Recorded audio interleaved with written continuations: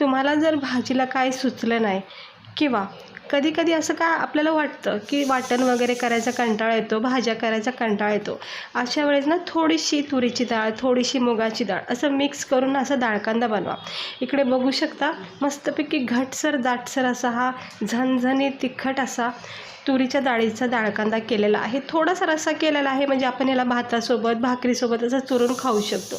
तर मस्त असा हा टेस्टी चवदार हेल्दी तुरीच्या डाळीचा डाळकांदा केला आहे. सोबत थोडीशी मुगाच्या डाळीचा याला फ्लेवर दिला आहे.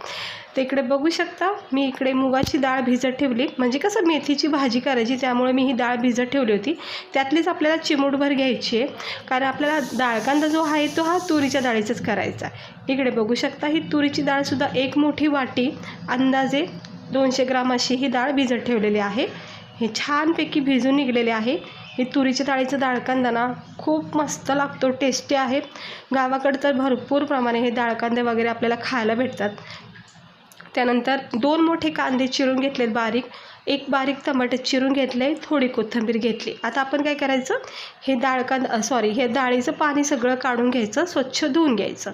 तर बघू शकता मी ही तुरीची डाळ स्वच्छ धुवून घेतलेली आहे आणि मुगाची डाळ ही सुद्धा स्वच्छ धुवून घेतली. आता मला मेथीची भाजी करायची म्हणून ह्याच्यामधली थोडीशी डाळ मी वापरणार आहे. तुरीची डाळ आणि मुगाची डाळीचं मिश्रण जर डाळकांदा केला ना एक वेगळी छान चव येते. तर नक्की ट्राय करून बघा. तर कढाईमध्ये मी तेल तापत ठेवले. याच्यामध्ये आपण सुरुवातीला अर्धा किंवा 1 चमचा जिरे टाकायचे. इकडे मी अर्धा चमचा जिरे टाकले. त्यानंतर तुम्ही कढीपत्त्याची पानं असतील तर कढीपत्त्याची पानं इथे टाकू शकता. आपण 2 मोठे कांदे बारीक चिरून घेतलेत ते याच्यामध्ये टाकून घ्यायचे. डाळकांदा कोणताही असो, चण्याच्या डाळीचा असो, मसूरच्या डाळीचा असो किंवा अशी मुगाची डाळ, तुरीची डाळ, कांद्याचा वापर चांगला. कांद्याने ना डाळकांद्याला एक वेगळी चव येते. तर इकडे मी 2 मोठे कांदे बारीक चिरून घेतले. हे थोडंसं परतून झालं की मग आपण याच्यामध्ये 1 बारीक चिरलेला टमाटर टाकायचा. टमाटे इकडे मी थोडंच वापरले, कांद्याचा वापर चांगला करायचा. याचा रंग चेंज झाला की मग आपण याच्यामध्ये टमाटर टाकून घ्यायचं. कधी भाजीला काय सुचलं ना तर तुम्ही असे कुठल्याही डाळीचे असे डाळकांदा करू शकता.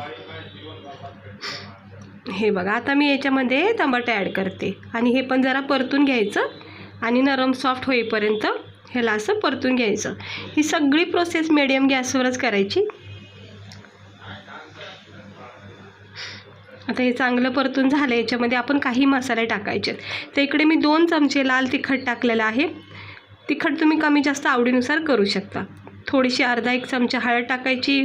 अर्धा 1 चमचा आपण इकडे धना पावडर, गरम मसाला पावडर, इकडे मी गरम मसाला पावडर टाकला आहे.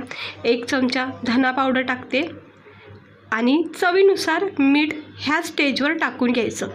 छान चव येते मग कुठलीही भाजी असू द्या. आणि हे सगळे मसाले आपण एकजीव करून घ्यायचं जोपर्यंत ह्याला तेल सुटत नाही. आणि जितका चांगला मसाला तुम्ही स्लो गॅसवर परतून घेता तितकाच भाजीला, डाळकांद्याला, कोणतीही भाजी असो चव येते. मग ह्याला थोडा वेळ असं परतून घ्यायचं. खूप छान ऑप्शन आहे डाळकांद्याचं जर भाजीला काही सुचलं नाही किंवा असं घाई गडबड असेल आणि उशीर झाला असेल अशा वेळेस तरी नक्की ट्राय करा. तर तेल सुटलेलं आहे. चांगले मसाले आपले तेलामध्ये परतून झालेले आहेत. कांदा टमाटे बघू शकता किती छान परतले गेले आहेत. आणि आता आपण लगेच ह्या स्टेजवर तुरीची डाळ आणि मुगाची डाळ जी स्वच्छ धुवून घेतलेली आहे भिजून ती याच्यामध्ये टाकून घ्यायची. त्याच्या आधी 1-1.5 चमचा इकडे मी शेंगदाणे आणि लसूणचा कूट टाकला आहे. हा फक्त ऑप्शन आहे. थोडासा दाटसरपणा येतो आणि चव छान लागते. पूर्णपणे ऑप्शन आहे. शेंगदाण्याचा कूट नाही टाकला तरीही काही हरकत नाही. तर मी ते फक्त 1-1.5 चमचाच बारीक चमचा असा शेंगदाण्याचा कूट टाकला आहे आणि आता ह्याला परतून घेतलं आहे. बघू शकता शेंगदाण्याचा कूट टाकल्यामुळं थोडासा दाटसरपणा येतो. आणि मग आता आपण ह्याच्यामध्ये आपल्या डाळी टाकायच्या. इकडे सुरुवातीला मी तुरीची डाळ टाकून घेतली. तुरीच्या डाळीची आमटीसुद्धा बनवली जाते. तुरीच्या डाळीचं वरण बनलं जातं. तर तुरीच्या डाळीचा हा डाळकांदा सगळीकडेच आवडीने खातात.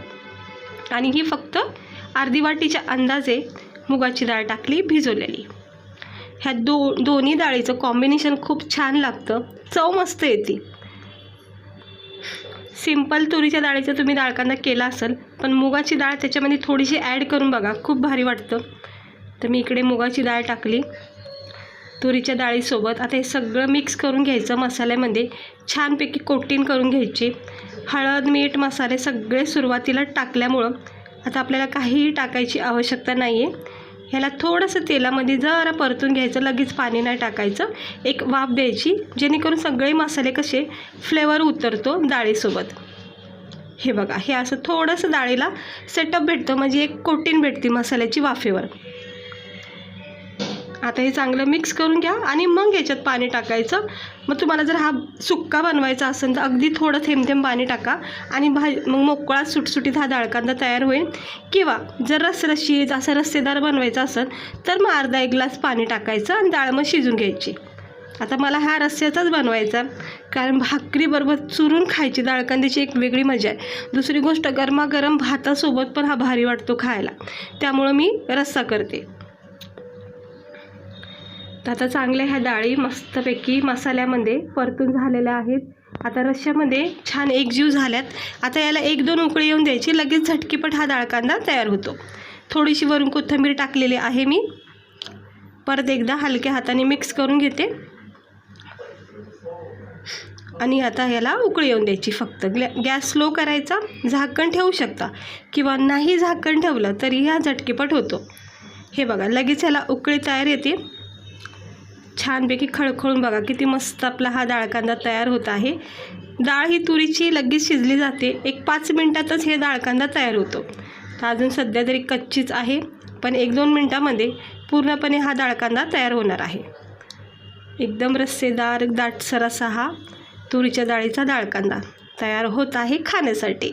थोडा वेळ देऊया आणि पाहू शकता परफेक्ट असा आपला हा डाळकांदा तयार झाला आहे खाण्यासाठी. तर तुम्ही याचा टेक्स्चर बघू शकता, दाटसर घटसर असा. तुरीची डाळ अगदी मस्त झालेली आहे, एकदमच बेसनासारखी. आपण गाळ नाही केली डाळ. खायच्या वेळेस पण थोडीशी तुरीची डाळ जाणवली पाहिजे, म्हणून जास्त गाळ नाही करायची. वरून थोडी कोथिंबीर टाकली आणि रस्सा तुम्ही बघू शकता अगदी नॉर्मल ठेवलेला आहे. तर छान झालेला आहे गरमागरम असा हा तुरीच्या डाळीचा डाळकांदा. ह्याचा दाटपणा बघा, घट्टपणा किती छान आला, अगदी पाण्यासारखं वाटत नाही अजिबात. मस्त घट्ट तयार झालेला आहे हा डाळकांदा खाण्यासाठी. सेम प्रोसेसने तुम्ही चण्याच्या डाळीचा डाळकांदा, मुगाच्या डाळीचा डाळकांदा, मसूरच्या डाळीचा डाळकांदा करू शकता. आता गरमागरम आपण प्लेटमध्ये वाढून घेऊया. तर हे बघा, हे असं दुपारचं प्लेट बनवायचं, गरमागरम तुरीच्या डाळीचा असा डाळकांदा बनवा. कांद्याची पात घ्यायची, ज्वारीची बाजरीची कडक अशी भाकर करायची किंवा गरमागरम भातासोबत ह्याला गरमागरमच खा. इतका भारी वाटतो, अगदी तोंडाची चव वाढते. गावाकडे तर घरोघरी हे काही नाही सुचलं तर डाळकांदा लगेच तयार होतो खाण्यासाठी. तर तुम्ही नक्की ट्राय करा. अशा वेळेस ज्यावेळेस घाई असेल किंवा काही सुचलं नसेल भाजीला तर झटकीपट कोणतीही डाळ घ्या आणि असा डाळकांदा बनवा. तर कशी वाटली तुम्हाला रेसिपी? आवडली असेल तर चॅनलला सबस्क्रायबर करा. असेच व्हिडिओ बघण्यासाठी नक्की चॅनलला सबस्क्रायबर करा. तर कसं वाटलं तुम्हाला आपला हा आजचा तुरीच्या डाळीचा डाळकांदा? अगदी घटसर दाटसर बनलेला आहे. भाकर घ्यायची आणि अशी चुरून खायची, एकदम भारी लागतो. मस्त सोबी कांद्याच्या फोडी, लोणच्याच्या फोडी घ्यायच्या, अप्रतिम गावरान जेवण होतं. तर चला, भेटते मी तुम्हाला पुढच्या व्हिडिओमध्ये. आता मी करणार आहे गरमागरम भाकर आणि याचा आस्वाद घेणार आहे. तुम्ही पण या सगळे खायला असेच व्हिडिओ बघत राहा, चॅनेलला बघत राहा आणि हेल्दी नक्की खाल्लं पाहिजे. रोजचं आपलं असतंच, पण हे असं हेल्दी नक्की ट्राय करा. चला, भेटते मी तुम्हाला पुढच्या व्हिडिओमध्ये.